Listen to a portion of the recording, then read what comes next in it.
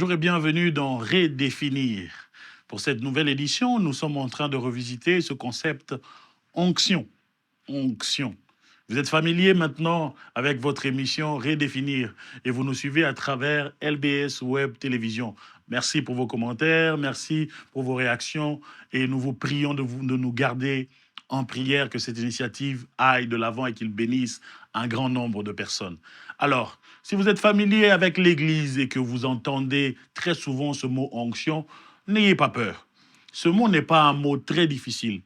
Alors aujourd'hui, je veux essayer de clarifier et de simplifier un peu la compréhension autour de ce mot onction. La première chose que j'aimerais dire à quelqu'un, on sait que l'onction, c'est un revêtement pour une fonction. C'est un revêtement pour une fonction. La première fois que l'on a parlé de l'onction, que ce soit dans la Bible ou dans tous les livres, les anciens livres que vous pouvez lire, c'est lorsque l'on devrait oindre quelqu'un pour une fonction. Lorsque l'on devait donner à quelqu'un un titre, on lui dit, on va lui oindre.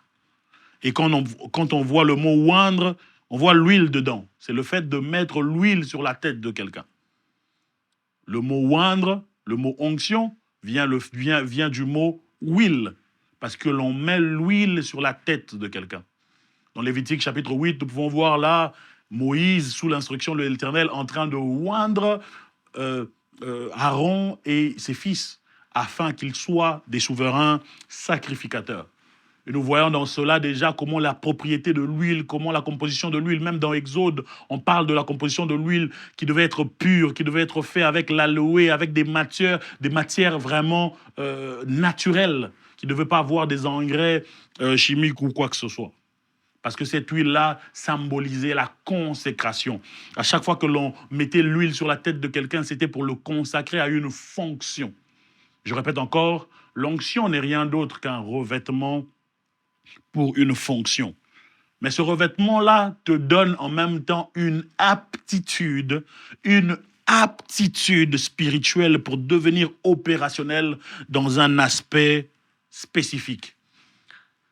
Une aptitude spirituelle pour devenir opérationnel dans un aspect spécifique. Toujours dans le livre de Lévitique, nous voyons là comment est-ce qu'on est en train de donner cette huile sur Aaron et les souverains sacrificateurs pour pouvoir devenir ces souverains sacrificateurs.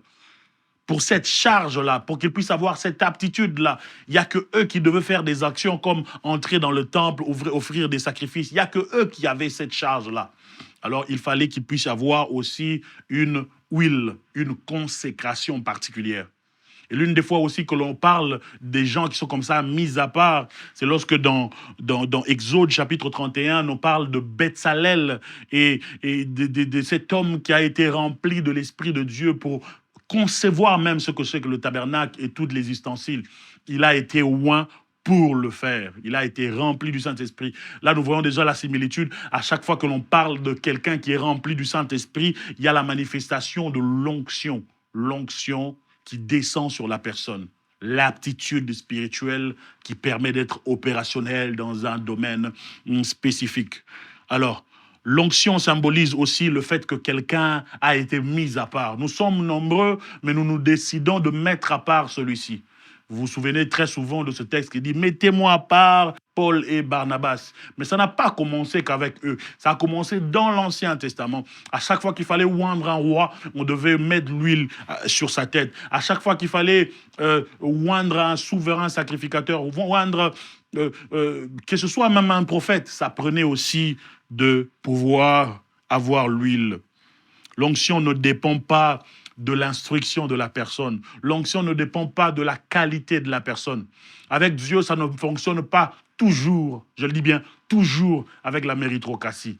Oui, c'est important de mériter, c'est important de travailler, c'est important de ne pas avoir des choses que par faveur, il faudrait mériter ton salaire. C'est des valeurs des hommes que nous avons. Mais Dieu, quelquefois, sa manière de fonctionner va un tout petit peu en contre de ce que nous pensons.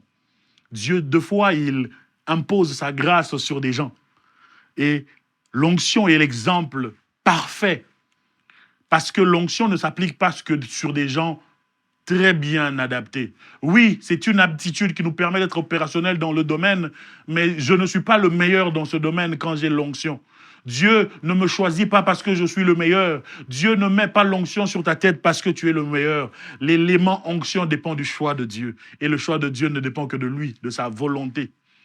Qui est oint? Celui qui a été choisi pour être oint. Voilà pourquoi on ne se bat pas avec l'onction.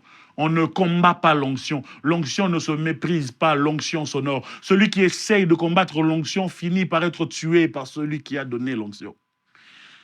Parce que celui qui est oint n'est pas celui qui va te tuer, mais c'est celui qui a oint. L'onction vient de Dieu. L'onction, c'est le fait de mettre à part quelqu'un. En Israël, il y a ce qu'on appelait dénombrement. Dénombrement, c'était le fait de pouvoir compter les soldats que nous avons, compter le peuple. Et on n'avait pas le droit de le faire si Dieu n'a pas demandé ça. Dieu, lui, il connaît. Dieu voulait qu'on puisse dépendre de lui. Dieu ne voulait pas qu'on puisse être là, avoir confiance à nos chars et batailles. C'était quand lui, il demandait qu'on faisait le dénombrement. Et quand il ne le demandait pas, comme nous l'avons vu, David a fait un dénombrement à un moment donné et Dieu a puni, pas seulement David, mais Israël. Pourquoi? Qu'est-ce qui s'est passé? Ils ont fait ce que lui était réservé à faire. Parce que le dénombrement, ça veut dire mettre à part. Mettre à part ceux qui ont 18 ans et plus, qui peuvent être enrôlés dans l'armée, mettre à part. Seul Dieu a le droit de mettre à part. D'où, quand on voit quelqu'un qui s'autoproclame, par exemple, pasteur, qui s'autoproclame prophète, il ne faudrait pas essayer de le combattre physiquement.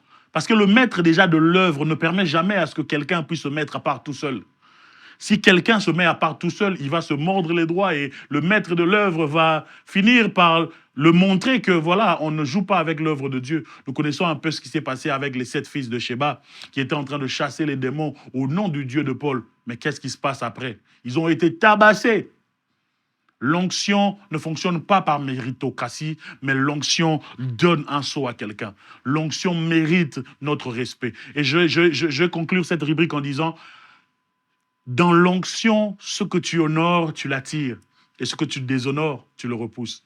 Celui qui honore l'onction attire cette onction vers lui. Parce que l'onction est transmissible. L'onction peut être transmissible. Quelqu'un peut vous transmettre l'onction qu'il a reçue.